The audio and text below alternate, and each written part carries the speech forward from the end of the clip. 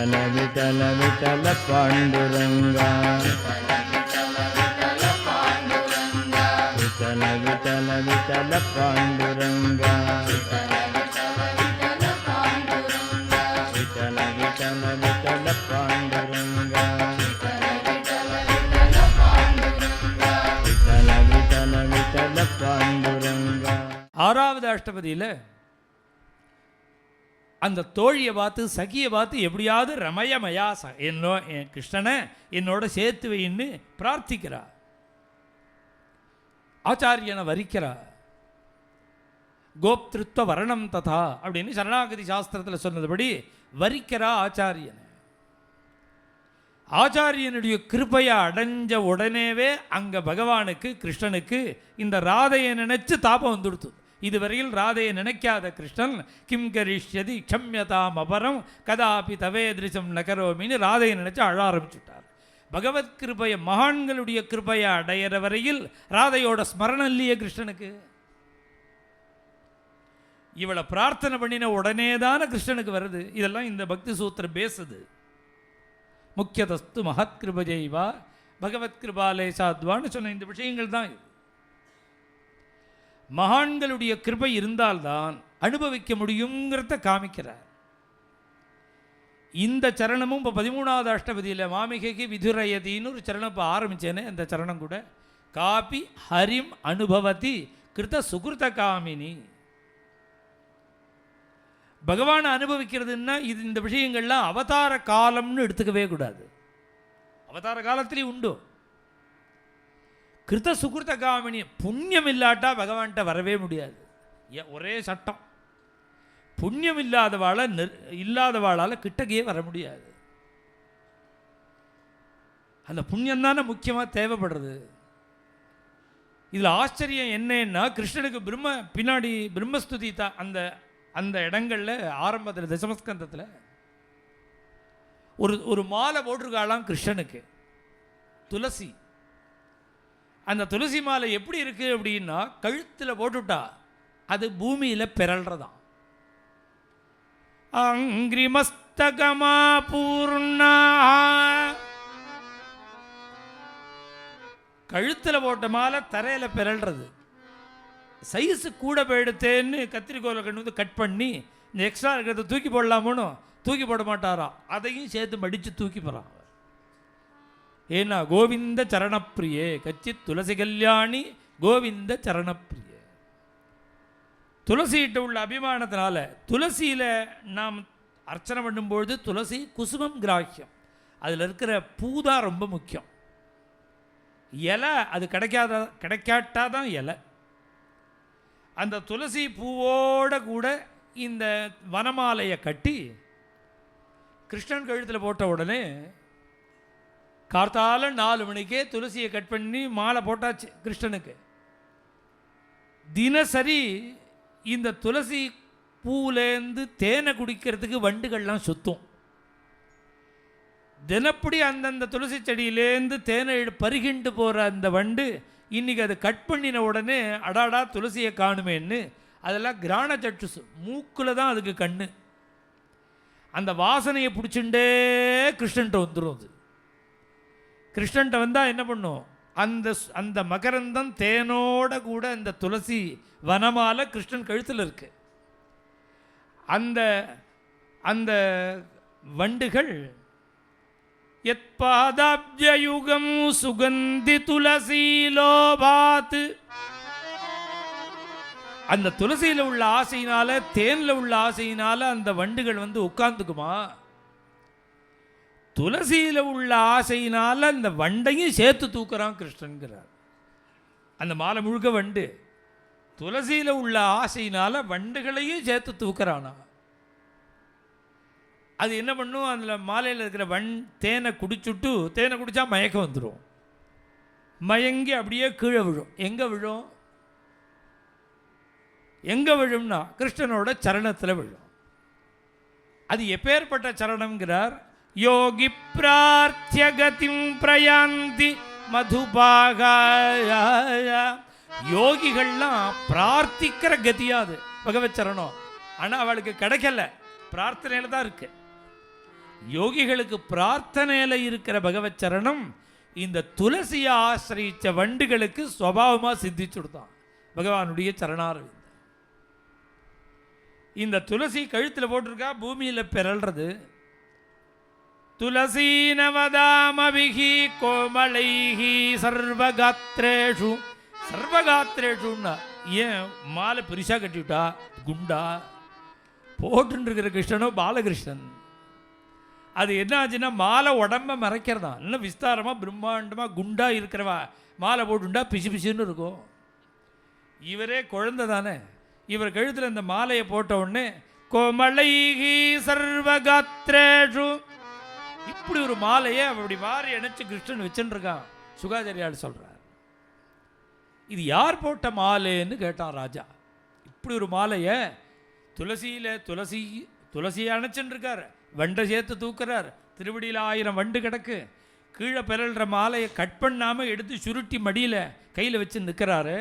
இவ்வளவு அழகாக இருக்கிற இந்த மாலை யார் போட்டா கிருஷ்ணனுக்குன்னார். சுகாச்சாரியார் சொன்னார், இப்படி மாலை போட்டவளுக்கு இனிமேல் பேரே கிடையாதுன்னுட்டார். இப்படி மாலை போட்டவளுக்கு ஊரும் கிடையாது, பேரும் கிடையாது, அவளுக்கு வைகுண்டம் தான்.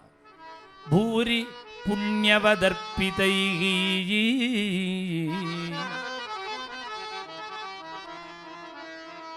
பூரி புண்ணியவதர்ப்பிதைகின்னா ஏதோ கிருஷ்ணாவதார காலம்னு அர்த்தம் இல்லை. இன்னைக்கு நாம் பகவத் உபாசனை பண்ணணும், பகவானை ஆராதிக்கணும். நம்ம வீட்டில் ஒரு கிருஷ்ணனை வச்சுண்டு பிரபோதனம் பண்ணணும், டோலோத்சவம் பண்ணணும், நைவேத்தியம் பண்ணணும், இது மாதிரி அவனுக்கு அலங்காரம் பண்ணணும், இப்படி சேவை பண்ணணும். அப்படின்னு நீங்கள் அவதாரம் இல்லாமல் இன்னைக்கு அர்ச்சாவதாரத்தில் நம்முடைய வீட்டில் கிருஷ்ணனை வச்சுக்கிறதுக்கு கூட காப்பி ஹரிமனுபவதி கிருத சுக்ருத காமினி யாமிகே.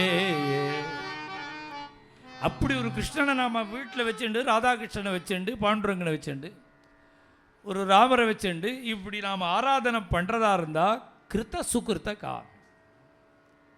இல்லை என்ன கிடைக்குமா? மத் பாதசேவாபிரதாக வைகுண்டத்தை கொடுத்தா கூட வேண்டாங்கிறா, மோட்சம் கொடுத்தா கூட வேண்டாங்கிறா. வேறு என்ன வேணும் அப்படின்னு கேட்டால் கைங்கரியந்தான் வேணும், சேவை தான் வேணும் அப்படிங்கிறார். அதனால தான் துகாராம் மகாராஜெலாம் என்ன சொல்கிறார், காய இச்சிசி வைகுண்டங்கிறார். யாருக்கு வேணும் வைகுண்டங்கிறார். ஏன்கா யாருக்கு வேணும் வைகுண்டம்னா, இங்கேயே இந்த பிரேமம் இருக்கே, அது இது சம்சாரத்தில் விபரீதமாக இருந்தால் தானே வைகுண்டம். இங்கே அவருக்கு என்ன சிரமம் இருக்குது? அது சம்சார ஏவ பகவன் அபவர்க்க ஏவான்னு இருக்கு அவருக்கு. அப்படி இருக்கார் இந்த துகாராம் மகாராஜ். அப்படி பகவானை அனுபவிக்கிறதா இருந்தால் ஜென்ம ஜென்மமாக பாக்கியம் பண்ணியிருக்கணும். ஏதோ கோவிலில் இருக்கிற பெருமாள் நினச்சக்கூடாது, அவரவர்கள் வீட்டில் இருக்கிற கிருஷ்ணனையே ஆராதனம் பண்ணுறதுக்கு இவ்வளவு பாக்கியம் பண்ணணுங்கிறார் ஜெயதேவ சுவாமி. அனுபவத்தி அனுபவம் ராதை தான் பண்ண முடியுமா, கோபி தான் பண்ண முடியுமா, நீங்கள் பண்ண முடியாதா, நான் பண்ண முடியாதா? யார் கிருஷ்ணனை அனுபவிக்கிறாளோ அவள் பாக்கியசாலிகள். காபி ஹரிமனுபவதி கிருத்த சுகிருத காமினி ஸ்மர சமரோச்சீத விரச்சீத வேஷாய கலித குசும பர விழுலித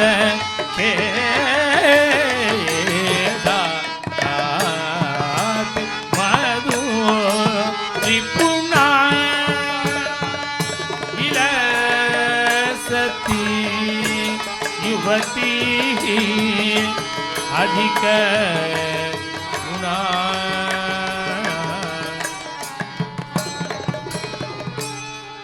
நேத்திக்கே சொன்னேன், பகவான யுவதிகி அதிக குணா. யார் பகவானுடைய கிருபைக்கு பாத்திரமாயிட்டாலோ அவ பாக்கியசாலின்னு ராத அந்த கோபியை சொல்கிறான். அப்படி ஒரு கோபி இருந்தாளா, கிருஷ்ணன் அவளோட கூட விளையாடினானா, ராசத்தில் இருந்தானாங்கிறது யாருக்கு தெரியும்? இது இந்த அஷ்டபதி முழுக்க இவ அபிப்பிராயம். அப்படி நினைச்சுண்டு சொல்கிறா. உண்மை இல்லை, நினப்பிலேயே இவ்வளவு பிரேமையாக இருக்கா ராதை. அதில் அது யதார்த்தமா யதார்த்தம் இல்லையா? அது இப்போ கிருஷ்ணன் நேராக வந்தால் தான் தெரியும். இனிமேல் அவர் நேராக வந்து கேட்கணும் உண்டா இல்லையான்னு, அப்போ தான் உண்மை தெரியும். ஆனால் உண்மை தெரியாத காலத்தில் இவளுடைய அனுமானத்திலேயே கிருஷ்ண கிருபையை அடைஞ்ச கோபி மகாபாகியசாலிங்கிறார். நம்ம எல்லாரை விட பாக்கியசாலி. ஹரி ಪರಿರಂಭಣ ಫಲಿತ ವಿಕಾರ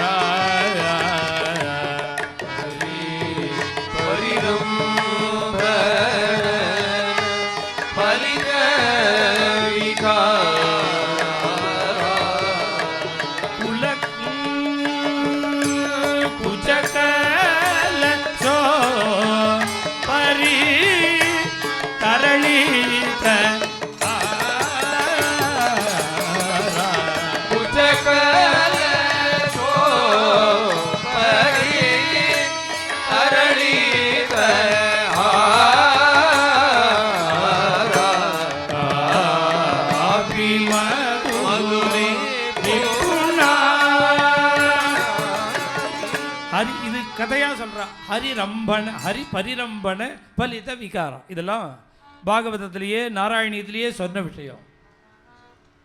ஸ்வின்ன சன்ன தனு வல்லரீததனு காபி நாம பசு பங்கனா காந்தமம் சமவலம்பதே ஸ்மதவ தாந்தி பார முகுலேக்ஷணா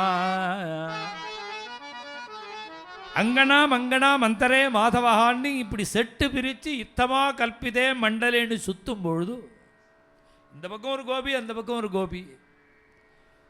இவள் கிருஷ்ணனுடைய இந்த பக்கத்து கழுத்தை பிடிச்சுட்டு இருக்கா, இந்த பக்கத்து கோபி இந்த பக்கத்து கோபி இந்த கழுத்தை பிடிச்சுட்டு இருக்கா. ரெண்டு பேரையும் சேர்த்து கிருஷ்ணன் பிடிச்சுட்டு இருக்கா.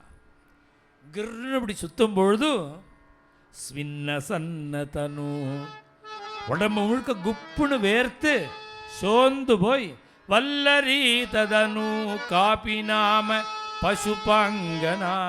ஒரு கோபி அவளால் முடியலையாம், ஒரு கையை அப்படி போட்டுன்னு ஒரு கையை தொங்க விட்டுருக்காளுன்னு அசந்து போய் அவள் வேர்த்து போய் டயர்டாக ஆகி இப்படி தொங்குற ஒரு கையால் பிடிச்சின்னு தொங்க முடியல அவளால். காந்தமம் சமவலம்பதே தொங்கற கையை எடுத்து திருப்பி இந்த கையில் கோத்துன்னு விட்டாலாம். ரெண்டு கையை கழுத்தில் கோத்துன்னு விட்டா. கோத்துன்று இப்படி சுற்றும் போது அவர் என்ன பண்ணினார்னார், அவளை இப்படி எருக்கி கெட்டியமாக பிடிச்சுன்னு விட்டாராம். அவள் தொங்குறது உண்டி போறாதோன்னு அவள் விட்டுவிட்டா என்ன பண்ணுறது. சாதாரணமாக அவள் கழுத்தில் கையை போட்டுட்டு இருந்த அந்த கிருஷ்ணன் இடுப்பில் கையை போட்டு அவளை தூக்கின்னு விட்டாராம். ஹரி பரிரம்பண பலித விகாரா. இப்படி ஆலிங்கனம் பண்ணிட்டான்னு நாராயணியத்தில் ராசக்கிரீடையை சொல்கிறார். இங்கே ஜெயதேவ சுவாமிகள் ஹரி பரிரம்பண பலித விகார கிருஷ்ணனால் ஆலிங்கனம் பண்ணப்பட்டுன்னார். இதே 4வது அஷ்டபதியிலையும் இந்த ஆலிங்கனம் சொல்லியாச்சு. பினப்பயோதர பார பரேண ஹரிம் பரிரயவ்ய சராகம். 4வது அஷ்டபதியில் சொல்லிவிட்டா அந்த கோபி வந்து ஆலிங்கனம் பண்ணிட்டான்னு. இவர் தேமேன்னு தான் இருந்தார். இப்படி பண்ணினது முழுக்க அந்த கோபி தான். அவ வந்து ஆலிங்கனம் பண்ணிட்டா. இந்த அஷ்டபதியில் என்ன சொல்றார் ராத, அன்னைக்கு அவ பண்ணிண்டா, இன்னைக்கு இவர் பண்ணிக்கிறார். ஹரி பரிரம்பண. ஏன் அப்படின்னா முதல்ல நாம பிடிச்சுக்கணும், அப்புறம் தான் அவர் பிடிச்சுப்பார். முதல்ல நாம தானே பிடிச்சுக்கணும், அப்புறம் அவர் பிடிச்சுப்பார். இதுதான் பக்தி சாஸ்திரங்கள் என்ன சொல்றது, மர்க்கட கிஷோர நியாயம் மார்ஜார கிஷோர நியாயம்னு சொல்றது. பக்தியில் மர்க்கட கிஷோர நியாயம்ங்கிறது என்ன, குரங்கு குட்டி போட்ட உடனே குட்டி தான் தாயை பிடிச்சிக்கும். எங்க பாஞ்சாலும் குட்டி பிடிச்சிக்கணும். ஒரு கால் குட்டி கை பிடிச்சிக்கிறத விட்டுடுதுன்னு வச்சுக்கோங்க, அப்புறம் அந்த குரங்கு ஏற்றிக்காது. விட்டா விட்டது தான். இது மர்க்கட கிஷோர நியாயம். நாமளா பிடிச்சிக்கிறது, நாமளா பகவானை பிடிச்சிக்கிறது. இப்படி மார்ஜார கிஷோர நியாயம்னு ஒன்று. அது என்னன்னா, பூனை குட்டி போட்டுதுன்னா குரங்கு குட்டி மாதிரி தாயை கட்டிக்காது. அந்த தாய் பூனை தான் ஒரு இடத்துலேருந்து இன்னொரு இடத்துக்கு ஷிஃப்ட் பண்ணுறதா இருந்தால் பூனைக்குட்டியை அது வாயில் கவ்வி கொண்டு போகும். மர்க்கட கிஷோர நியாயத்தில் பொறுப்பு குட்டிக்கு, பூனை விஷயமாக சொல்கிற விஷயத்தில் பொறுப்பு தாயாக இருக்குது. அதனால் பக்தியில் நாம பகவானை ஆசிரியிக்கிறது ஒரு விதமான பக்தி, பகவானா நம்மளை ஏற்றுக்கிறது ஒரு விதமான பக்தி. இந்த 4வது அஷ்டபதியில் மர்க்கட கிஷோர நியாயத்தை சொன்னார் அந்த பக்தியை, இந்த 14வது அஷ்டபதியில் மார்ஜார கிஷோர நியாயத்தை சொல்கிறார். இந்த 4வது அஷ்டபதியில் இவ பிடிச்சுண்டா, இவ பிடிச்சுண்டு இவளுக்கு பூர்ண பக்தாள்னு உடனே அப்புறம் என்ன பண்ணுறான் பகவான், நீ கவலைப்படாதேன்னு அனன்யாஸ்சந்த் யோகக்ஷேமம் வகாமியகம் தான் பார்த்துக்கிறாரோன்னு. ஹரி பரிரம்பண பலித விகாரா. இதில் என்னன்னா இன்னும் நாம பிடிச்சிக்கிறதா அவன் பிடிச்சிக்கிறதா இந்த கவலையே வேண்டான்னு பக்தாள்லாம் பயப்படுறா. நின்ன நானு ಬಿಡುವನಲ್ಲ ಎನ್ನ ನೀನು ಬಿಡಲು ಸಲ್ಲ, ನಿನ್ನ ನಾನು ಬಿಡುವನಲ್ಲ ಎನ್ನ ನೀನು ಬಿಡಲು ಸಲ್ಲ, ಪನ್ನಗ ಶಯನ ವಿಜಯ ವಿಠಲ ಕೇಳೋ ನಿನ್ನ ಭಕ್ತರ ಸೊಲ್ಲ ಸದಾ ಹೃದಯದಲ್ಲಿ வாசமாடோ ஸ்ரீகரே. விஜயதாசன் சொல்றார், அப்பா இந்த மர்க்கர கிஷோர நியாயம் மார்ஜான கிஷோர நியாயம் இதெல்லாம் என்ன பொறுப்பாளியா ஆக்காதுங்கிறார். என்னாலெல்லாம் பயப்பட முடியாது, எனக்கு தெரிஞ்சதை சொல்கிறேன். என்ன நின்ன நானும் நான் உன்னை விட மாட்டேன், நீ என்னை விடக்கூடாது, நீ என்னை விட மாட்டேன். இந்த பரஸ்பரம் அப்படி இருக்கணுங்கிறார். இதெல்லாம் பேசுறதுக்கு நன்னா இருக்குமே தவிர மர்க்கட கிஷோர நியாயம் மார்ஜம் பகவான் விட்டுவிட்டா அப்புறம் என்ன பண்ணுறது. வர்தீரேவா கதிர்மே கோபாய. விஜயகோபால சுவாமி சொன்னது போல பகவான் விட்டுவிட்டான்னா சமுத்திரத்தில் விழ வேண்டியதுதான், வேறு ஏது கதி சொல். துயிரட்சதி ரட்சகைக்கு மன்னே ஹரி பரிரம்பண பலித.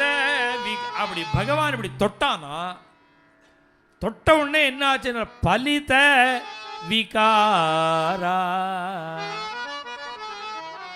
அப்படி அந்த கோபி அப்படி தொட்ட உடனே அவள் அப்படியே மெய்சிலிர்த்து விட்டாள். பலித விகாரா இது அர்த்தம் இல்லை, சப்தார்த்தம் இதான். பாவார்த்தம் என்னன்னா பலித விகாரம்னா அஷ்ட விகாரம்னு பக்தி சாஸ்திரங்களில் சொல்லப்படுறது. 8 விகாரங்கள் இருக்கு, 8 பாவம்னு பேரு, அஷ்டமகாபாவம்னு பேரு. இந்த அஷ்டமகாபாவமும் யாருக்கு சித்திக்கும்னா பக்தி சித்திச்சவனுக்கு சித்திக்கும். இந்த கிருஷ்ணன் அப்படி அவ மேல கையை வச்சு அப்படி அவளை தொட்டு ஆலிங்கனம் பண்ணிண்ட அந்த க்ஷணமே அஷ்ட மகாபாவங்களை அவளுக்கு சித்திச்சுடும். முதல் பாவம் என்னன்னா தாரதார சக்ஷுஷா பிராவஷாயுதம். மகாபிரபு சொன்னது போல அந்த மழை காலம் சந்ததமாக கொட்டுறதே மழை, அதுபோல கண்களில் தாரதாரையாக கண்ணீர். பக்தி லட்சணம் சொல்லும் போதே பக்தி உரைச்சுடுதா உரைக்கலையாங்கிறதுக்கு நிர்ணயம் பண்ணுறதுக்கு ஒரு பிரமாணம் சொல்கிறதுலேயே பாகவதத்தில் சொல்லும் பொழுதே இதுதான் சொல்கிறார். முதல்ல கண்ணீர், மகாபாவத் 8 பாவத்தில் முதல் கண்ணீர், அப்புறம் கத்கதம். கத்கதம்னா என்னென்ன தாசமி துஜாரம வடபாகத்தோ போலதா நயே ராம கண்டதாடதோ ஆளுவா. ராமதாசன் சொல்றாரு, பகவானை பார்த்துட்டா பேச முடியாது, கத்கதமா. மகாபாவத்தில் 2வது கத்கதம், 3வது முக விவரணம், முகம் மாறி போயிடும். சாதா எப்போதும் போல் இல்லாமல் முக மாற்றம் ஏற்பட்டுடும். 4வது பாவம் மூர்ச்சை. அப்படியே பகவத் விஷயத்தை அந்த பக்தி அதை தொட்டுடுதுன்னு வச்சு ஹிருதயத்தை தொட்டுட்டா அப்படியே மூர்ச்சையாகி விழுந்துடுறாளுன்னு அந்த மூர்ச்சை. அப்புறம் கம்பம், உடல் நடுக்கம். இதெல்லாம் இது பக்தி விஷயமா சொல்கிறேன் நான். பகவத் பக்தி விஷயமாக வரக்கூடிய பாவங்களில் இதெல்லாம் சேர்ந்துருக்கும். உடல் நடுக்கம் இது ஒரு பாவம். அப்புறம் மயிர்கூச்சல், ரோமாஞ்சம், உடம்புல ரோமாஞ்சம் ஏற்படுறது. அப்புறம் ஸ்வேதம், வேர்வை, வேர்க்கிறது. அப்புறம் பிரளயம், அப்படியே லயிச்சுடுறது. லயம்ங்கிறது தான் பிரகர்ஷேன லயம். அப்படியே லயிக்கிறது. இப்படி 8 பாவங்கள் இருக்கே, இதுக்கு மகாபாவம்னு பேர், அஷ்டபாவங்கள்னு பேர். இந்த பாவங்கள் பகவான் இப்படி ஆலிங்கனம் பண்ணின அந்த க்ஷணமே அந்த கோபிக்கு சித்திச்சுடுத்தேன்னு ராதா சொல்கிறா. இது ஹரி பரிரம்பண ஃபலித விகாரா குல குச்சகல சோ பரி தரளித இதே கழுத்தில் மாலை போட்டுருக்கா, அது இப்படியே ஆடுறது. இதே மாலை அவ சொல்லும் மாலாப்பி ஜாலாயத்தேன்னா 9வது அஷ்டபதியில் இந்த மாலை விலங்கு மாதிரி இருந்துதான் அவளுக்கு. மாலையை கேட்டு எரியறா. ஆனால் இங்கே மாலை அவள் போட்டுன்னு அழகாக காட்சி கொடுக்குறா அந்த கோபி. ஏன்னா பகவத் விரகத்தில் இருக்கும்பொழுது இந்த மாலை சிரமமும், பகவானுடைய சமீபத்தில் பகவான் பக்கத்தில் இருக்கும்போது மாலை அழகுங்கிறார். அன்னைக்கு வேண்டான்ன மாலை இன்னைக்கு அவளுக்கு தரளித்த ஹாரா, மார்பில் மாலை அப்படி அசையிறது. விச்சல தலக லலிதான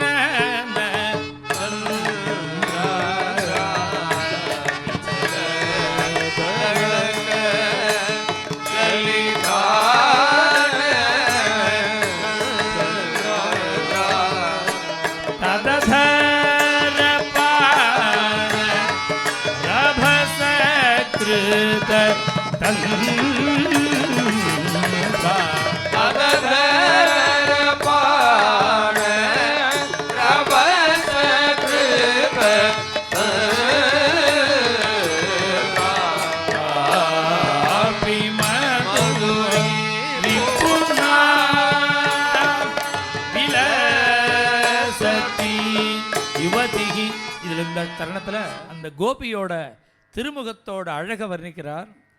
விச்சல தலக லலிதான சந்திரன் போன்ற அவளுடைய திருமுகம், அழகான முகம் எப்படி இருந்ததுன்னா முன்னித்தி கேசங்கள் சுருள் சுருள் சுருள் சுருளா அப்படியே வரிசையா அவ்வளவு சோபையோட அழகா இருந்தது. விட்டல விட்டல விட்டல பாண்டுரங்கா,